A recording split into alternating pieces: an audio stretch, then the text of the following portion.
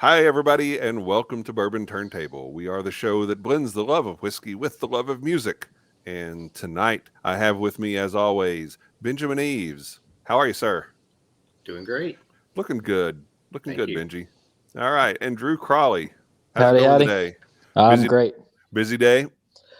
Busy with work and mostly just recovering from the weekend's activities. I've got more Gatorade than I do anything else in my bloodstream right now, but we're feeling better. I just had some tacos. We're on the up and up. All right. All right. Well, tacos and Gatorade. I think that's the cure, right? Pretty much. Robert Smith, tacos and Gatorade. Anyway, Austin Huff, my friend. We were just talking a little bit before the show. I think we have been friends for about 9 years, mostly a long distance relationship, which Yeah. those can be really tough, but Right. somehow we have survived. Yeah, but our communication flourishes as they do in most long distance relationships. Yes. So Austin is with us. Austin is a DJ on US 99. The Melissa and Austin in the morning show airs 6 to 9 a.m. We're starting a campaign, Austin, to get that changed to the Austin and Melissa show. Is Okay. that okay? Yeah. Melissa won't mind, right? Well, that I That's always felt alphabetical. like that made more sense just because if then our initials are AM. Right. And if we're a morning show, it's only fitting. So Yeah. Yeah. How Somebody can you needs to argue talk to your marketing person. Yeah. Somebody's sleeping on the job. right. Well, we're going to talk with Austin a little bit more about his career in broadcasting and on social media, and in just a few minutes. But first of all, we want to talk a little bit about some whiskey because that's what we do here. Now, Austin, I know that you are fairly new to the whiskey game. Is that a fair statement? Yeah, I'd say it's probably 5 years now. Yeah. So and I'm not like, I wouldn't call myself a connoisseur by any stretch of the imagination. It is my favorite liquor though. Like I love whiskey. I just love the way it tastes, and then I've slowly grown to I guess establish different tastes and decide, kind of which I like more, which, I've gotten to that point now where I can tell, oh, this is why this whiskey is cheaper than this whiskey. I guess. Okay. That's an important hill to get over. So Right. So you said that you've got a bottle that you've never opened before that you're going to open here tonight. So what do you have there? Yeah. So I was actually gifted this. It's a bottle of Koval from here in Chicago. It's actually probably not too far from here where the distillery is, and we were gifted this shortly after we moved here, and I realized it was kind of in the back of my bar area behind a bunch of bottles, and I was like, oh, this will be perfect to crack open for the first time here tonight. So yeah. So after a move, a child being born, and a job change, you haven't already opened that bottle. You're doing pretty good. Yeah, seriously. Oh, trust me, there are plenty of other open bottles though down there. But yeah, no, we figured if we're gonna make a life change, let's just throw them all in one year. At once. Let's do them all at once. All at once. Yeah. All right. So Drew, what do you have? I've got a couple things I'll probably sip on through the show. I've got the Buzzard's Roost Barrel Strength that we drank last month. Yep. Signed by all of you guys. That will die tonight, I'm sure, at some point. And then I found a honey hole the other day over on Shelbyville Road, one of the new Evergreen locations, that they had the Early Times Bottle and Bond, which you guys know is one of my favorites. Yep. And they had it for $18.99 a liter. And so I bought a 12 pack of those. And that's going to be my house bourbon for a little bit until Sazerac decides whatever the hell they're going to do with that label. And I will continue to enjoy the Brown-Forman stuff. So you're set on Early Times for the Apocalypse. Yeah, which may be coming sooner than we all think. It could be tomorrow. So if I got to go through World War III, I will do it with Early Times readily available. All right, Ben, what do you have? So we cleared out a bunch of samples at work of stuff we were sitting on, and I got to walk home with this bottle of Kentucky Par 12-year-old. So I've got a pour of that. Give that a shot. Nice. Very nice. Very nice. I was at Stumpy Spirits a couple of weeks ago and picked up a handful of things there. Well, 2 or 3 things, I guess. And I've got a single barrel that was a barrel picked by the Gateway City Whiskey Society that Adam had on hand, and I got a hold of that. So I'll be sipping on that. So if everybody can put something in their glass, we will do a little toast to start the show.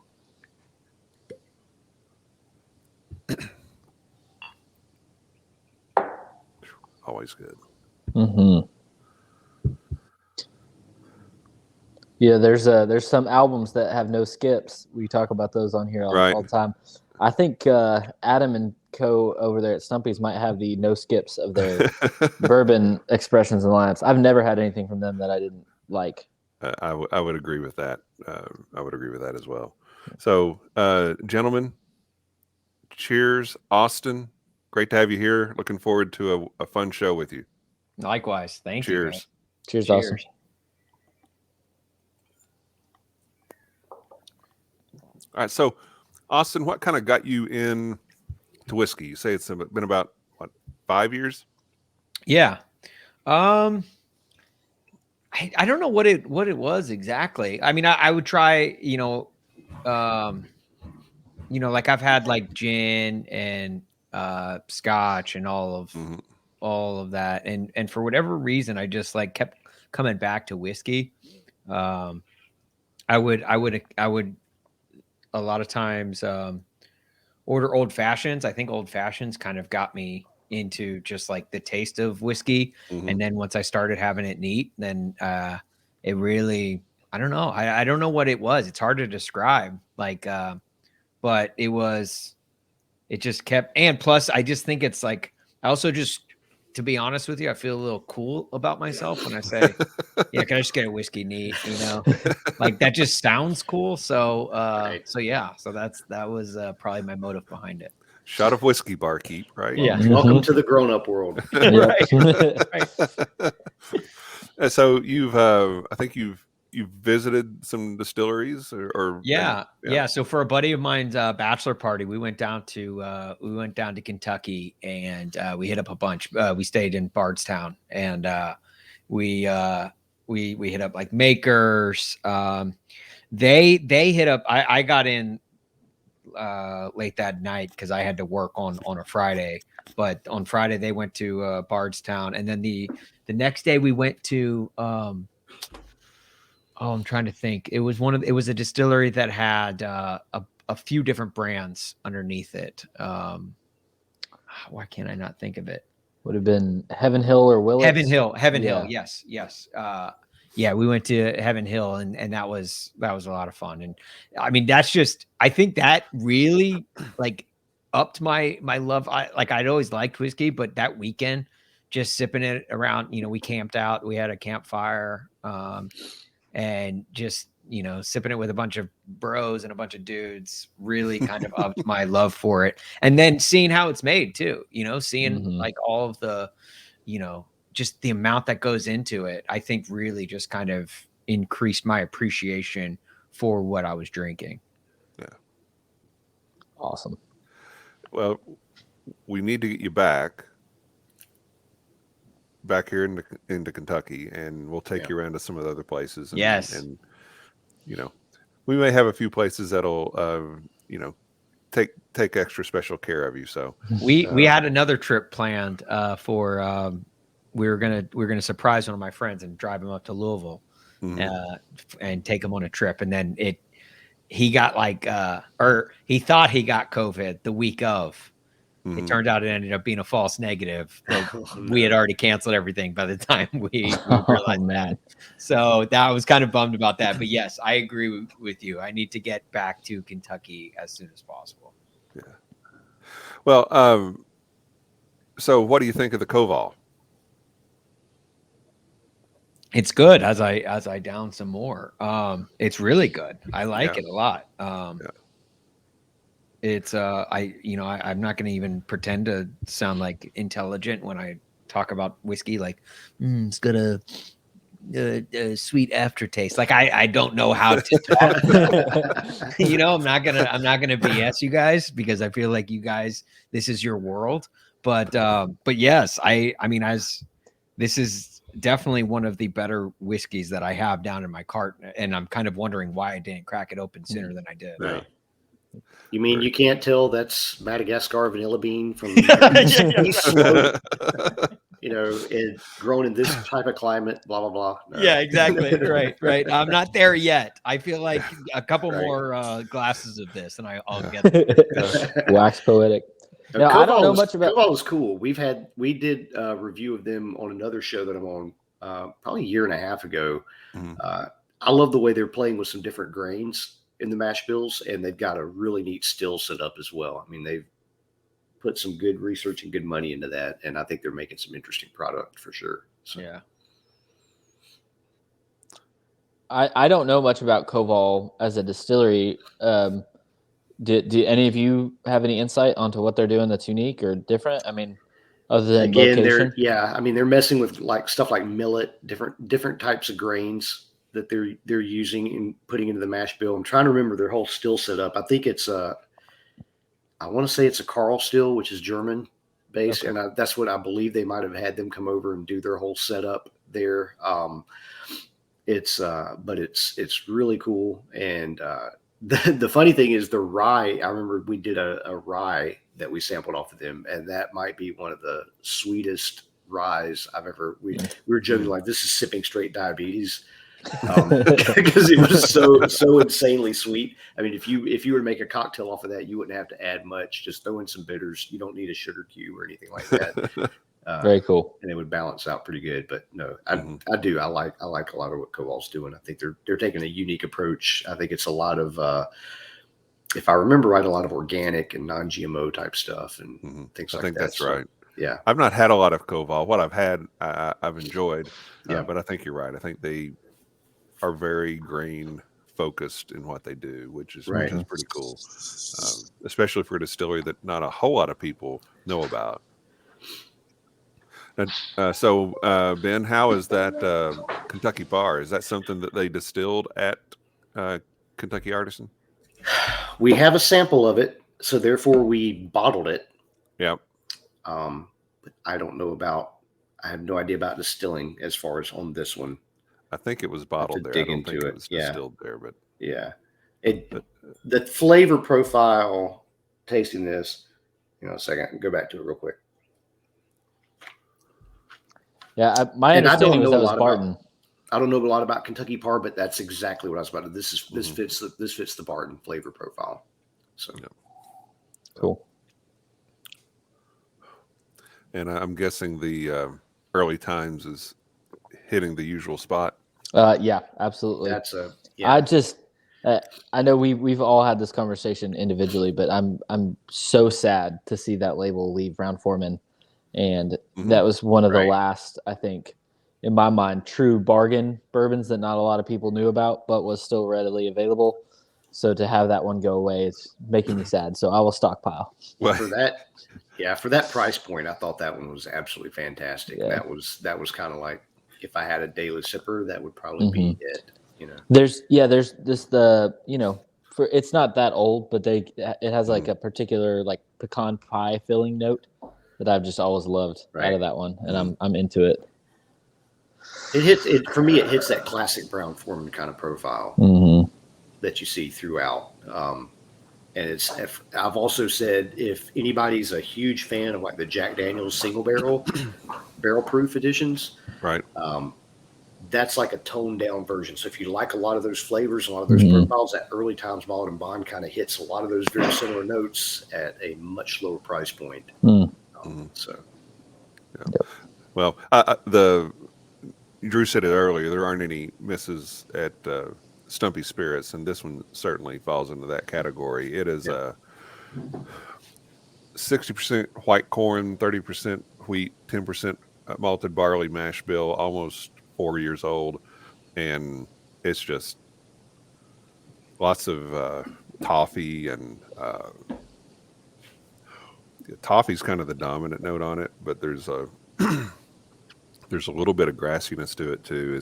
It's fantastic. I really enjoy it. Anything you can get at Stumpy's, I think is you should see it, get it. So Yep. Right. So Austin, what are some other things that you enjoy to drink? You're a Koval fan after tonight, but what have you? What's on your bar cart? Right now I've got some Four Roses down there. I've got some Knob Creek. I've got I haven't gotten any yet, but probably my absolute favorite, I don't have any down there right now. My absolute favorite is Angel's Envy. Just of the bourbons that I've tried. I just feel like that's the I sip that and I'm like, oh yeah, this is a little bit better than the than the Jack that I'll get, or the, the Buffalo Trace. Old number 7, yep. Yeah. Yep. Yeah. But I do, being a Tennessee guy, obviously I am partial to Jack Rye a lot of times. And I got this like Jack. I guess it's whiskey based, but it's like this Jack Daniels like cider stuff. Oh yeah, those are good, man. I had some the other day and I was like, oh, this is, talk about drinking straight diabetes. Like it was like I took a sip and I was like, hello. So I feel like I need to throw a little bit more ice in there, let the ice kind of water it down. But yeah, it is a dessert for sure. Wilford Brimley in a glass. Right. Diabetes, yeah. Right. Okay, well, we'll keep sipping on whatever we've got, and if anybody changes what they've got poured in their glass, let us know as we go through the show. But we're going to kind of wrap up side A of the show and talk with Austin on side B about some of his career and some of his musical taste and some of the things that he really enjoys on the music side of things. But before we do that, we're going to take a quick commercial break, and we're going to talk about our very own Drew Crawley and Tower Songs. Now, Drew, this has been out for what? About month 6 and weeks. a half? Yeah, something like that. Yep. And you were saying that you're getting close to hitting some of the streaming goals that you guys have set. Yeah, we're very, very close to some of the streaming goals, which, hopefully means a little bit more in terms of money for another project. And then, just with the folks that I've worked with so far, there's possibilities about, tours to join with other people that are on the label and things like that. So that has been super, super encouraging, just with all the support. And, I know not everybody, it's not just my friends changing IP addresses every day and restreaming it on Spotify. It's actually getting some listens, Yes, which is cool. And it's validating and all that. So it's really cool. I was having a chat with Lorenzo, who's my producer and one of my dear friends, the other day, and just, we're so excited for the reception that has been. Really grateful for that. And we're also like yacked about the next project. We're sending demos back and forth and production ideas and all that kind of stuff too. So there's more music coming. Awesome. Yeah. Awesome. Well, if you have not already, get on Spotify or Apple Music or even YouTube and stream Tower Songs. It is a fantastic record, and I'm really proud of Drew and what he's done with it. Very excited for him and the success that he's seeing so far, and I know there's even better things to come for him. It's just a great collection of songs, and I know that they're all very authentic, very much from the heart, and I'm thrilled to hear that he is nearly reaching the goals that they have set, and for what all that means to him going forward. So congratulations, Drew. Thank you very much. Appreciate you taking the time on the show to talk about it. Absolutely, anytime. So now let's talk a little bit about music as we flip over to side B. And so, Austin, what was your first concert? What was the first concert you ever went to? You remember? I get, obviously, like, especially now working in music radio, but even just coming up, like, that's always been a conversation starter. And to be honest with you, and I think back, I honestly I don't know, but I could tell you the genre of music it probably was.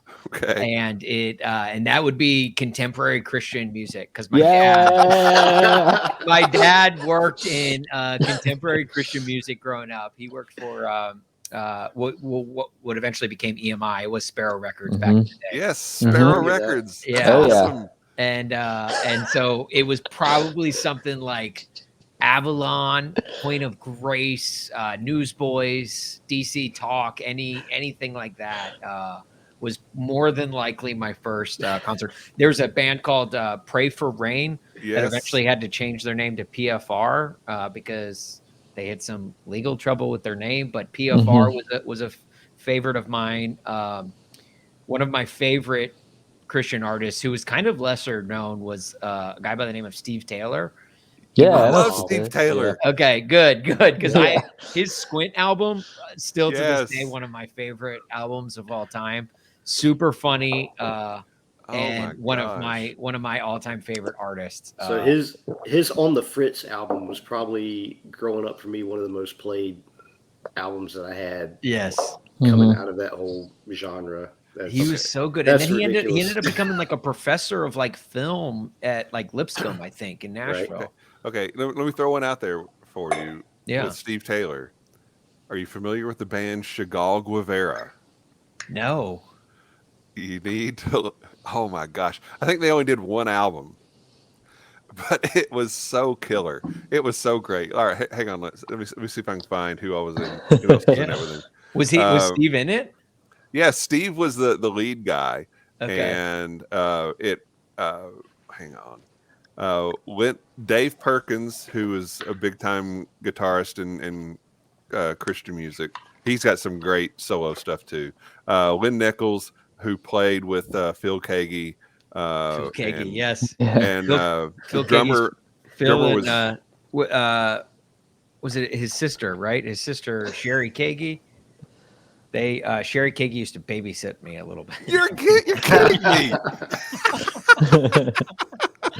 Wow. Wait, Phil Kagi, who for my money is one of the best guitarists ever. His sister was your babysitter. Yeah, she Get out. Yeah, she was. I think she was also had a music career, not as big as Phil, obviously. Yeah. But yeah, I remember me and my sister had to we stayed at her house for like a weekend, her and her husband. Oh, that's awesome. That's wild, Yeah. man. So random. Man, I feel like the four of us would have a lot to bond on of just all the crazy Christian music. Yeah. Right. Okay. So when we're going to do a contemporary Christian music show. When we do that, we'll have you back on. Yeah. Okay. All right. Please do, because that's my world. That was the world I grew up in for. I mean, first 20 years of my life. Yeah. No, go ahead. I was just gonna say I'll call my therapist and set an appointment for the next day. Right. The day after recording that one. Oh, that's funny. I'll come in right behind you, Drew.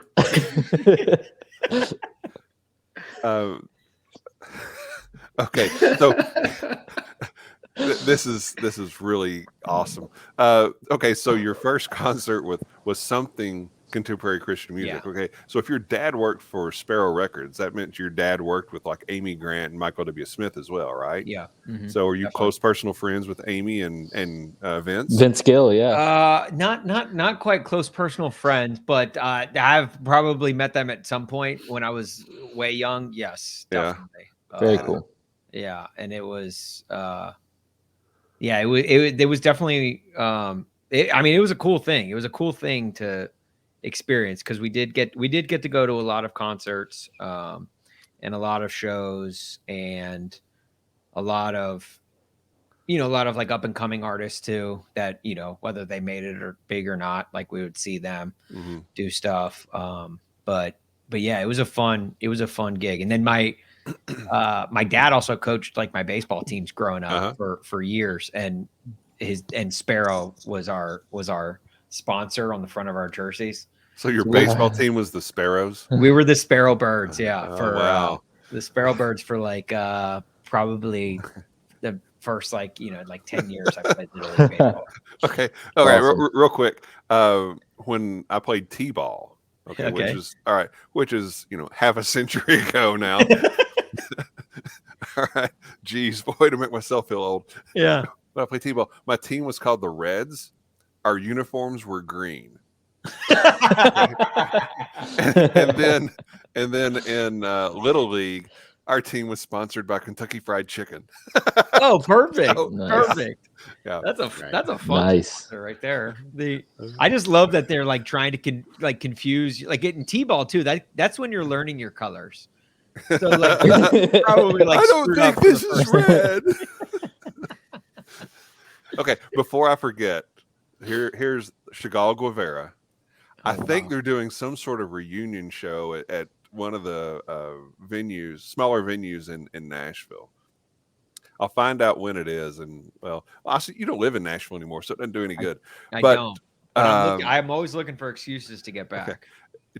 Check this out. It's on Spotify. Check this out. It's really an underrated hidden gem in the music world. It's not so much Christian. There's it kind of takes some digs at the church as far as just some of the non-Jesus kind of things the church does sometimes. Yeah. But musically, it's fantastic. So sorry for that rabbit hole. Yeah, no, I feel like that's like what Steve kind of was. Steve was he was like a different contemporary Christian artist because like he, just like some of his songs, like on that Squint album, like my favorite, like there's like Banner Man, which talks about like the guy who holds up the John 3:16 sign in the end zones, and another song called Cash Cow, where it's it's all about how we make idols out of, and it like a way to like speak about like the faith without like doing it in a way that every other artist was doing it. I don't know. It was,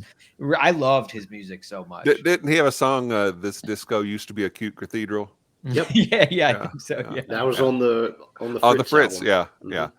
I think I saw him at some Christian music festival in Wilmore, Kentucky. Yeah. Years ago. Okay. We'll stop the thing talking about the things that make me feel really old. Okay. So, do you remember what your first album was? I do. Do I have to share it? Well, you can lie about it, or you can. I mean, don't get me wrong. Place. I will still occasionally throw on this album, but my very first album ever owned that I remember was "The Sign" by Ace of Base. Fantastic. This is my look of severe judgment. That's awesome. Ace of Base.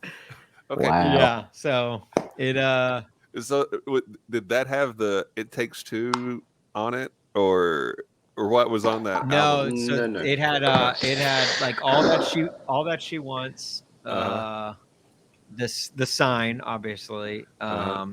It had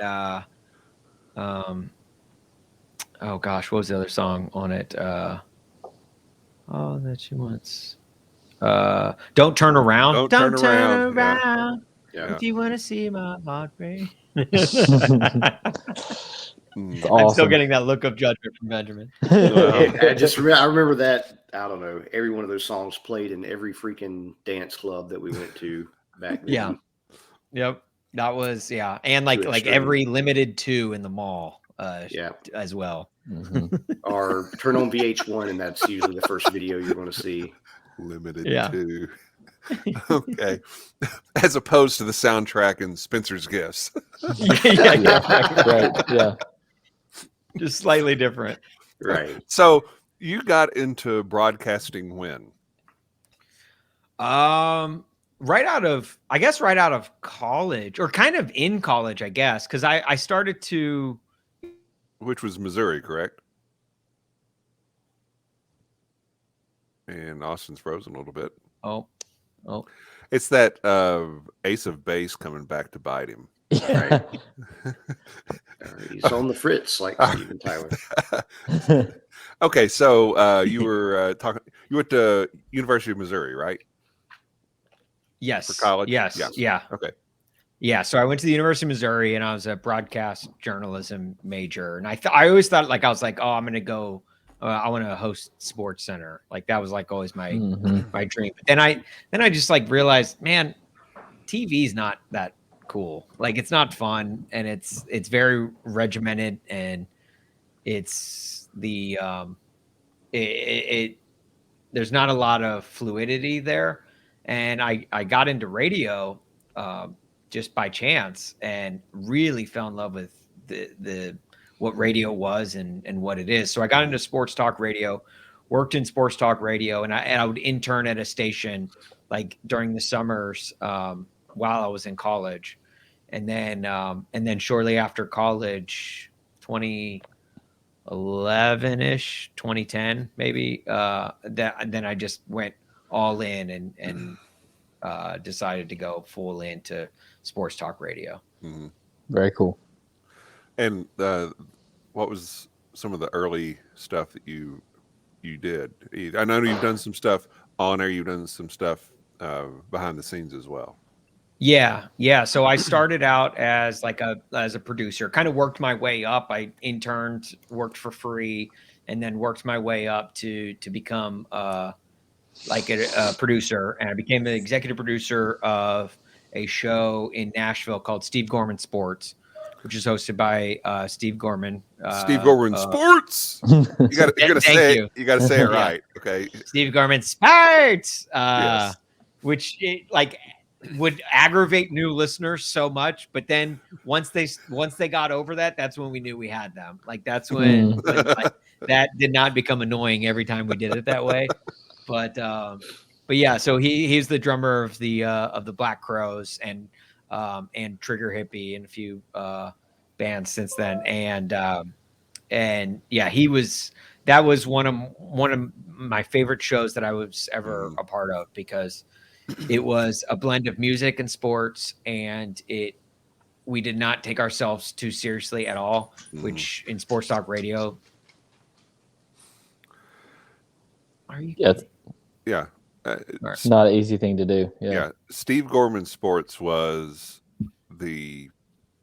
one of the nearly perfect sports radio shows, because it was enough sports to be sports. It was enough music to scratch that itch, and there was enough pop culture and humor to keep the whole thing moving. It was fantastic, and I hated when that show went away. But it was, and in Nashville too. Like it only made sense to have like the drummer of an iconic rock band host a sports talk radio show in Nashville. Like, but we never really got the love from the station we were on.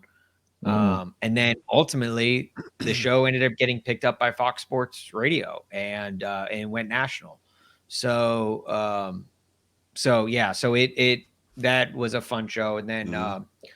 And then, in fact, actually, Kevin, you play a huge part in my next big gig. Yeah, was because honestly, like, and I tell everyone this, I wouldn't have gotten this gig had you not have DM'd me out of the blue one day. But I ultimately got a job producing for Jim Rome in Southern California. And that was Jim sent out a tweet and I followed Jim at the time, but I wouldn't have seen the tweet because I was on vacation. And Kevin, you DM'd me a link to him asking if, anyone was interested in becoming a producer. And so I submitted my stuff.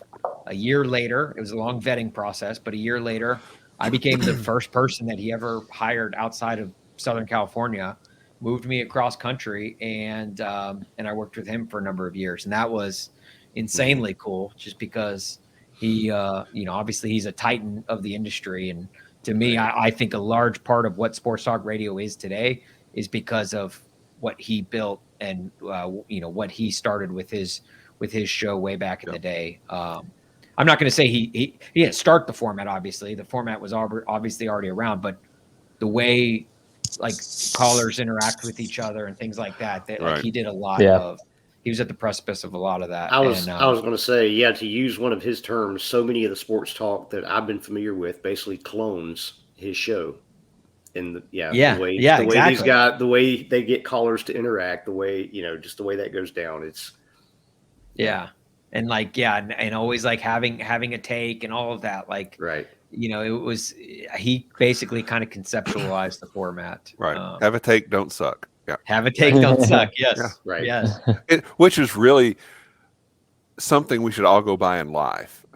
Right. It starts your day. Like, have a seriously. take, don't suck. Well, and it was hilarious for me. The sports talk radio that I listened to when I was in South Carolina before I moved here locally, there was one afternoon show that they have a segment called the Hater Hotline. Call in and people would just vent or rant for a minute.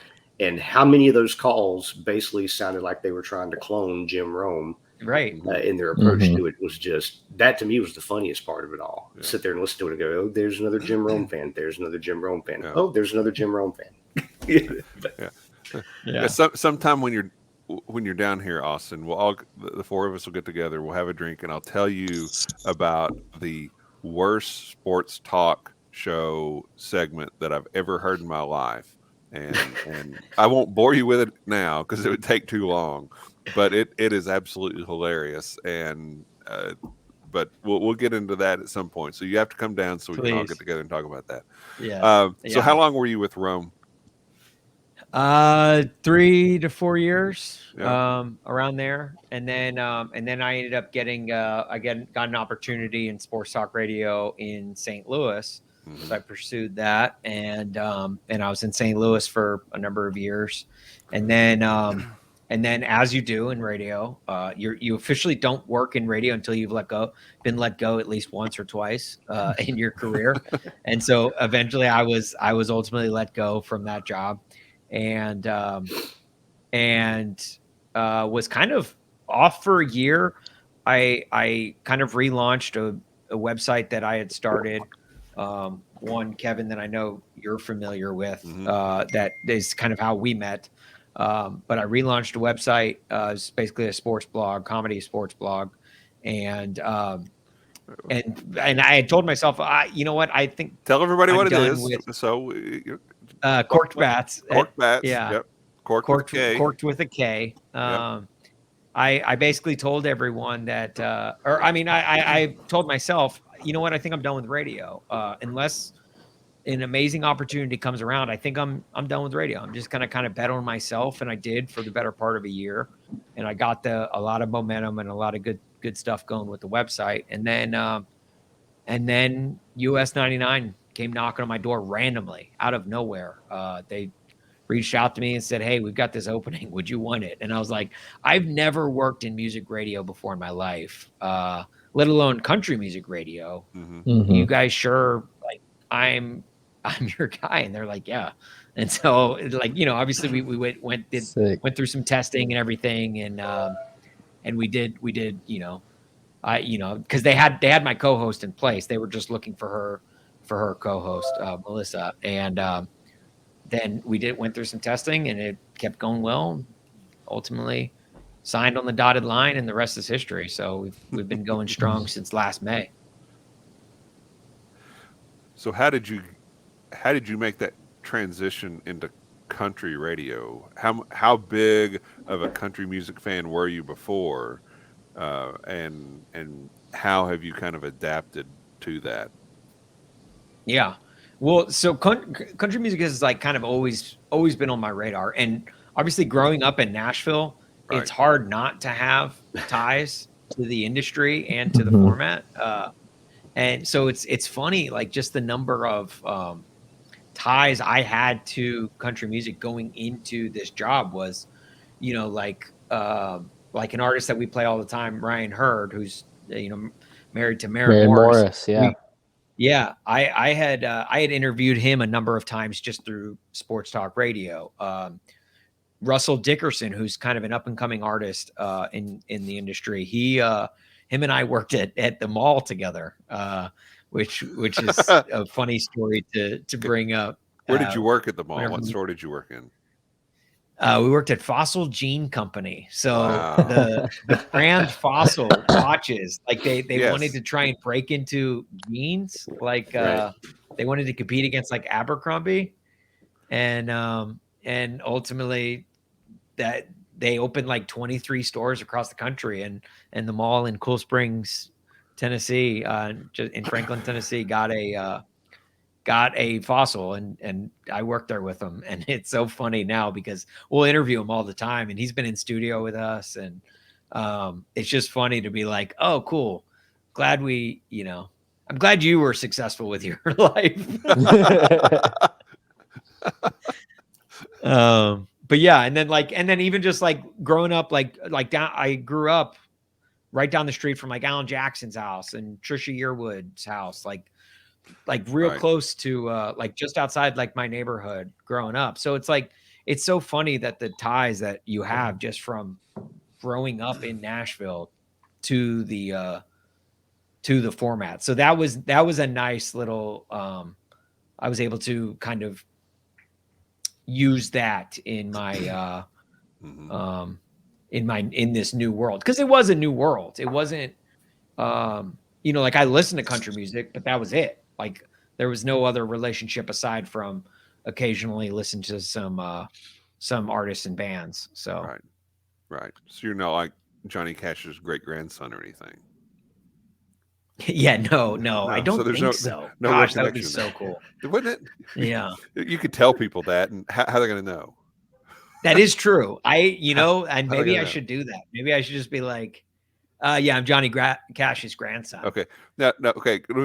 I just thought of this to segue back to the conversation on contemporary Christian music. Are you any relation to Dan Huff? I used to get that. I used to get that all the time because he also lived in my hometown of Brentwood. Yep. And he had a daughter named Ashlyn Huff who went to Brentwood Academy. I went to Brentwood High School. So rival high schools. But everywhere I would go in Brentwood, people would say, "Oh, are you Dan Huff's kid?" Or, like, no. He has a daughter named Ashlyn. She goes to this school. I go to this school. And yeah, so no, long story, no. Yeah, well, very prolific music career. Right. Was in Whiteheart, which awesome contemporary Christian music rock band. Yeah. And has produced countless records, both in Christian music and otherwise. So, yeah. But again, that's something you could tell people, Right. Right. No, instead I was like, yeah, my dad's not as good at guitar as Dan is, but he did play the trumpet in the marching band. So, how about that? That's awesome. So, talk a little bit about what it's like in the life of being a DJ. I mean, how much are you involved in the selection of the music that you get to play? What all happens? How do you determine the direction of each show and that kind of thing? Yeah. No. So like when it comes to the actual music, no, that's pretty much all led to our program director, who was a music director for a number of years before she stepped into the role of PD. And so she's so good at that. Like she is a gift when it comes to, picking out the music and the songs and what we play. And so really my biggest focus is on the content, on what we do in between the songs, which is nice, because I feel like if I had my choice, we would be playing like the same like 3 or 4 songs over and over. We'll get sick of it. And I know the joke with radio is, well, you guys play the same 4 songs over and over anyway, but yeah, but there's a method to that madness. For me, there would be none. But it so primarily we're just focused on what we call the content, to fill the talk breaks. And yeah, it's just, I mean, it's a beast having to do mornings, because I had produced for some morning shows before, but it's a whole nother animal when you're the one on mic. It's different from having to produce a morning show than actually having to be on a morning show. and yeah, I mean, wake up 4 o'clock in the morning, and the show starts. We actually start around like 5:45, and then we go through 9 o'clock, and so it's just a lot of coffee, some espresso drinks mixed in every now and then Right. too, but Mhm. yeah, but it's I mean, it's a fun gig, and um I hate it when people make our industry more serious than what it already needs to be, because Mm. we're very privileged to get to work in radio, and it's a fun job at the end of the day, um I really, I mean, I enjoy it. I think it's a lot of fun. Mhm. Curious, especially for people listening out there, what I have some friends in radio that I know, so I kind of know this already. But I mean, we hear you on air for like 3 hours, 4 hours for a morning show. How much Mhm. actual time are you investing day to day in production preparation? All of that development for each morning show. Yeah, so it's definitely not near as much as it was for sports talk, because sports Right, talk, obviously, it's you have 12 to 15-minute talk breaks, whereas here we're talking for 2.5 minutes, 3 minutes tops at a right, time. Mhm. uh, Now, with that said, there is still a lot of prep that goes into it. Um, there's because like you want to have you want to have things prepared, but at the same time, almost every day, you never know when you're going to get a call or something's going to come up to where it kind of derails. So you have to be able to right. work on the fly, Mm. and you have to be willing to throw a lot of what you had prepped and what you had ready to go, just throw it out the window and Right. go with what works, or what's playing. And luckily, I've had years on the production side of radio, especially in sports talk, to where I can do that, no sweat. But yeah, so that kind of is the biggest thing. And so every night, like, I'll kind of sit down, usually like around this time, and I'll start getting everything prepped for tomorrow, all of my talking points, and make sure like all of our segments, like we've got kind of like a rundown that we decide, like, okay, this is what we want to do here. And then it's just a matter of executing it the next day. And then I'll Mhm. go in the next morning, kind of make sure I have all my ducks in a row. I try and Mhm. get most of my prep done to where I don't have that much to do in the morning. Um, Mhm. and then after the show, we'll do like a lot of, like, if we have any recorded bits, interviews, or anything that we just need to record at a time, we'll do that after the show. And yeah, so it kind of depends on the day, but most of the time it's Mhm. a lot of prep at night, then prep a little bit in the morning right before the show. Very cool. Now, I know you've gotten to interview quite a few people, and so I want to ask this, and feel free to give me the politic answer, because I know your career is involved here. But best person to interview and worst person to interview. I'm just curious. Can you tell us any All right, stories? Or sorry, my connection. I apologize for my connection. oh, you're I fine. feel like my connection is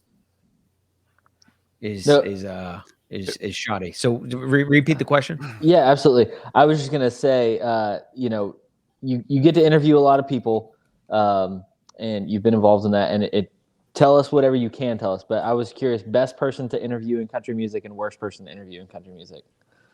Ooh, that's a good question. I might have some guesses on the worst, but no. Okay. All right. No. I'll see if I can give you an answer, but I do want to hear your Oh no.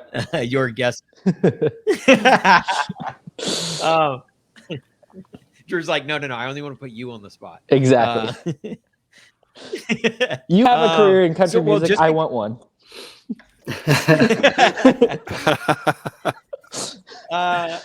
Really, the best interview.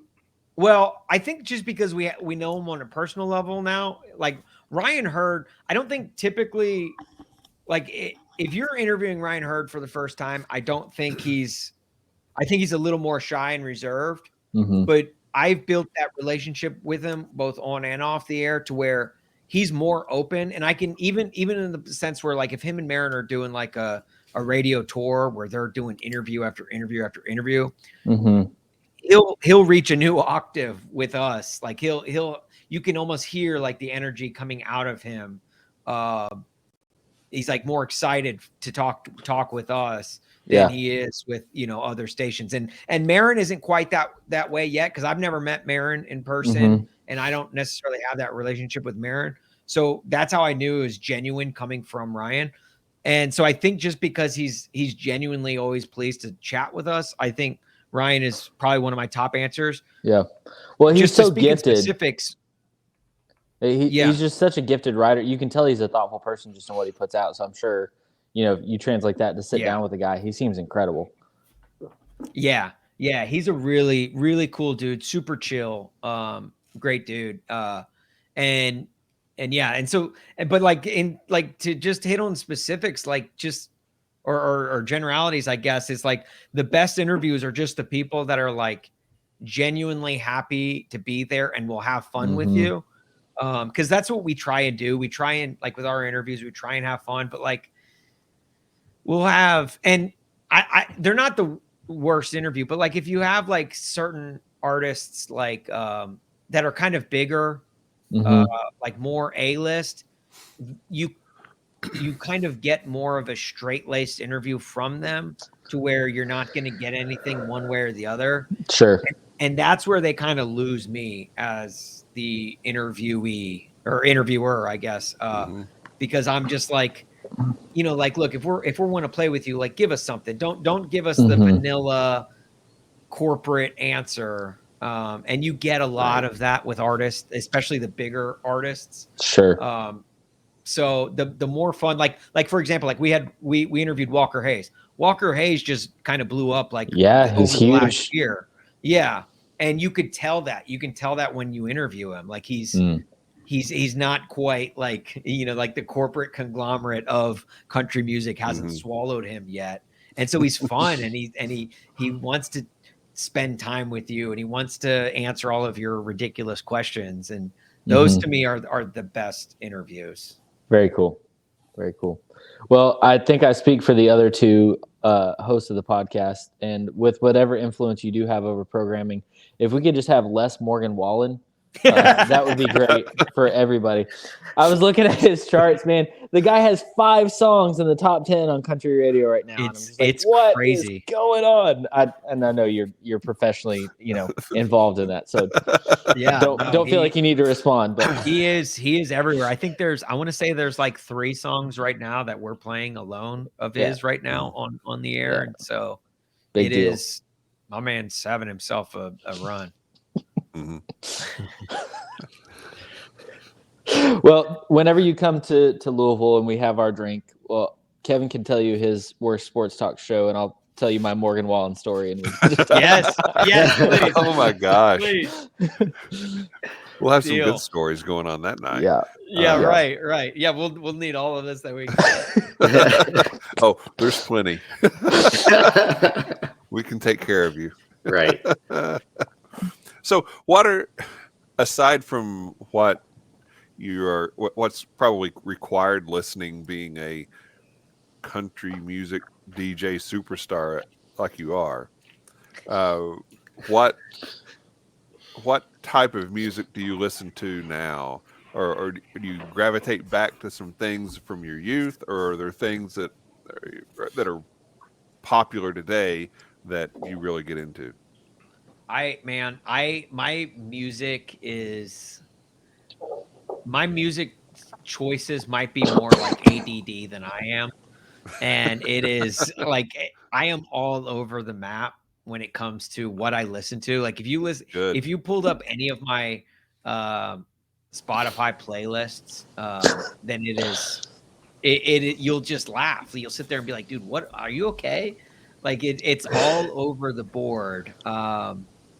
I can say like my go-tos though, my go-to artists and bands. Because because like I'll listen to anything from rock to hip hop to I'll listen to pop music, like whatever's like top 40 right now on the radio. I'll listen to literally just about anything. But my staples, my go-tos are like Kid Cudi when it comes to hip hop, White Stripes when it comes to rock. If I'm like in my feelings, I'll go Band of Horses. Oh yeah. And Yep. and then if it's the summertime, then I'll occasionally throw on like Dave Matthews. And just because I feel like that's just, and I don't know, maybe if it's just because he only tours in the summer, but I feel like that's just summertime windows down music. And I think if you have one Dave Matthews song, you have all the Dave Matthews. I knew you were gonna have to say something. One of my favorite memes I saw a couple of years ago was Dave Matthews is jazz for people who hate jazz. yes. That is a great explanation. Oh man. Oh my gosh. So what have you been able to see while you're in Chicago? Chicago's a great music town, right? So have you been able to get out? I mean, I know you've got a new baby, so that may limit your social life a little bit. Yeah. Let me just say, tiny bit. Yeah. If you don't like going to concerts, have a baby. Right.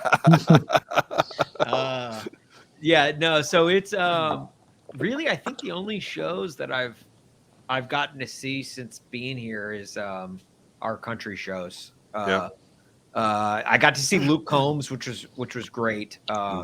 He's phenomenal and great.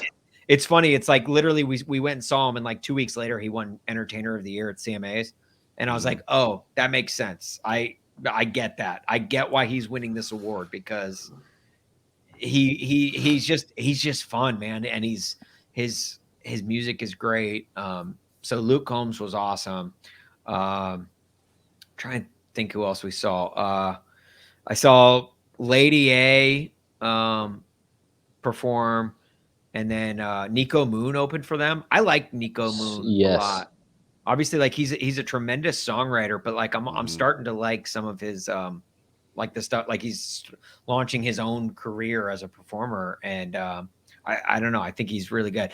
We interviewed him one time, and I asked him. I was like, Nico, this might be the weirdest question you've ever gotten, but you, in my opinion, you have some of the greatest eyebrows of anyone in entertainment.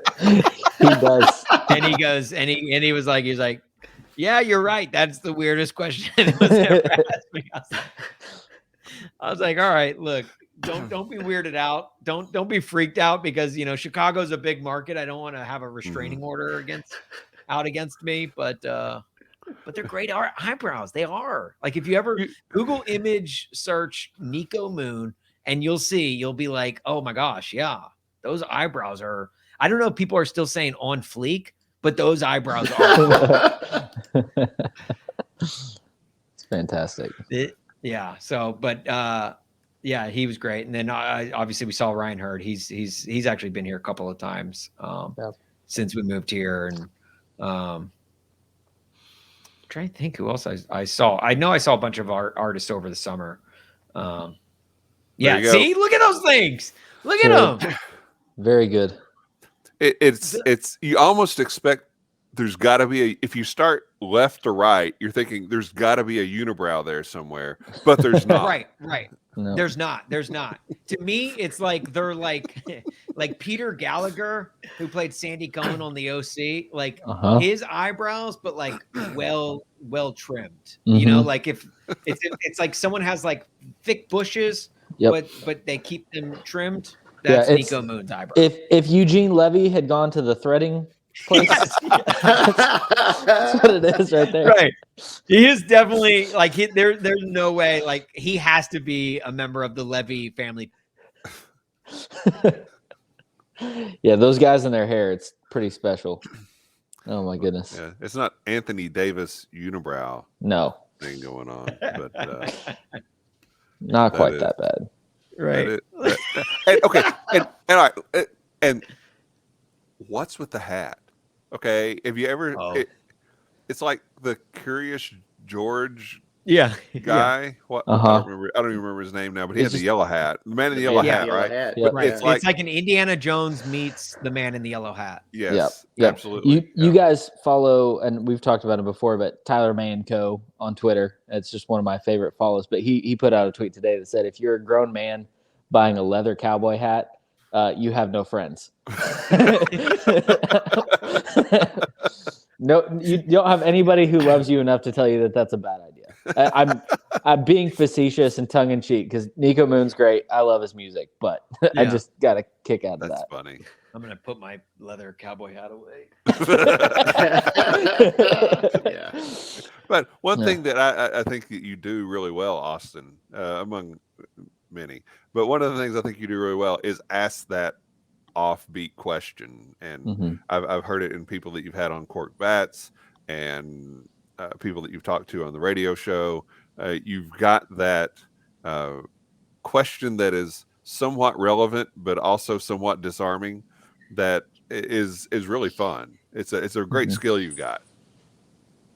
Yeah, well, thank you. Yeah, I just try and because like I know like especially for them almost like if anything I do it more for the person I'm interviewing is because I know that they've got a lot going on and they've got a million people interviewing them and I want it to be different for them. I want it to be something Right. fun for them.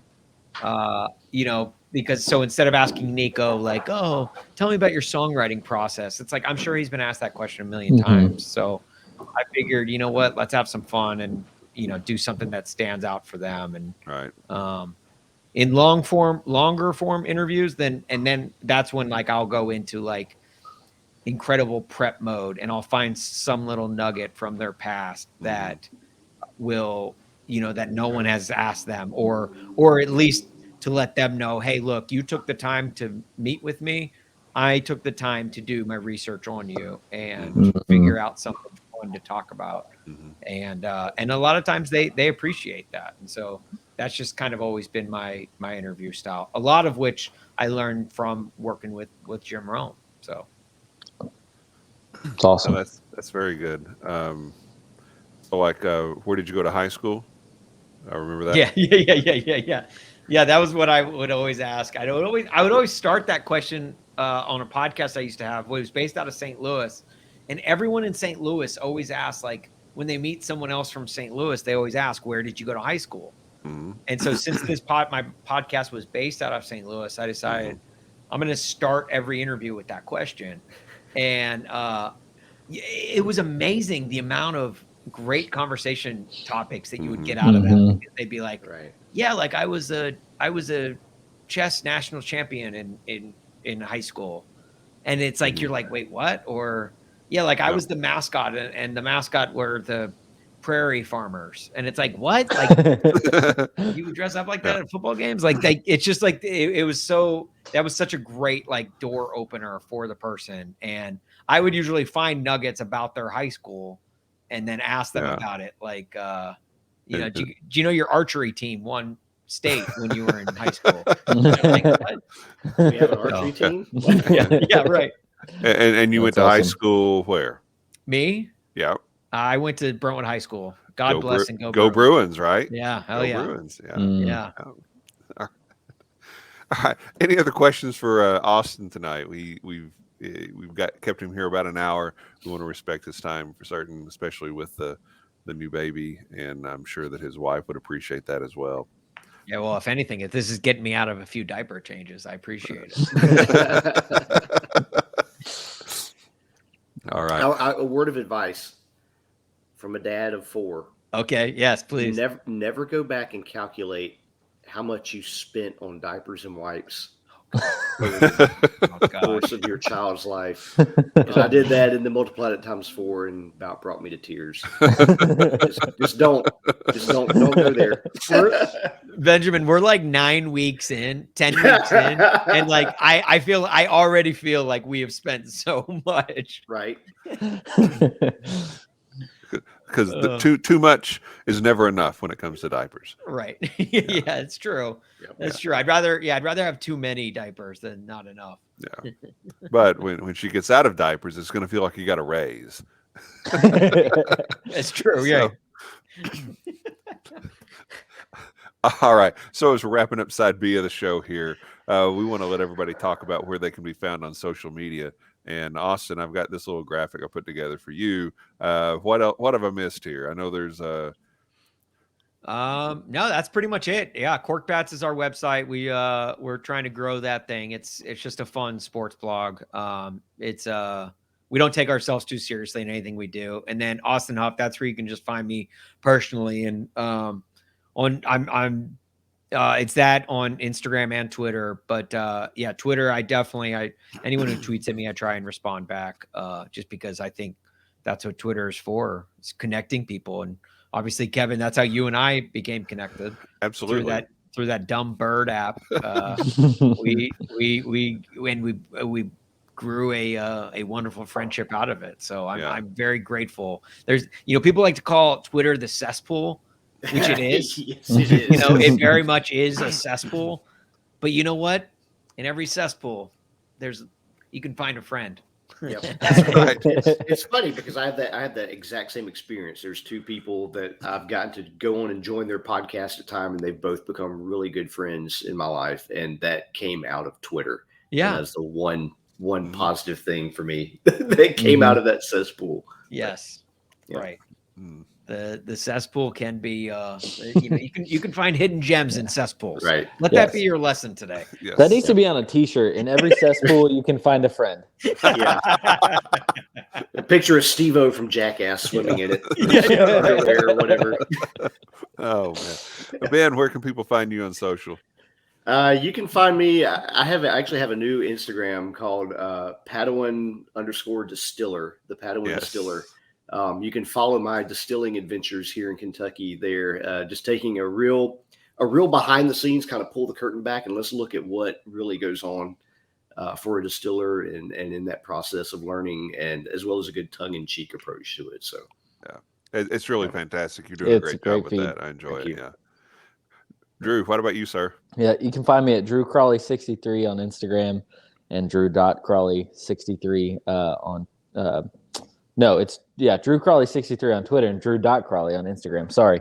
And I will give my normal disclosure. If you want happy and nice and fun things on Instagram, if you want me being a sarcastic asshole, follow me on Twitter. And either way, we'll have a good time. For social, just hit up Bourbon Turntable. We are on Instagram and Facebook. And you can listen to the shows, watch the shows on YouTube. You can listen to the shows on Apple, Spotify, and Google. Where I met Austin was on Twitter. My alternative identity, Captain Touchback. So you can check that out on Twitter if you want to. Yes, please do. It's not as quality. It's not as active and as funny as it used to be. Just other things are going on, but.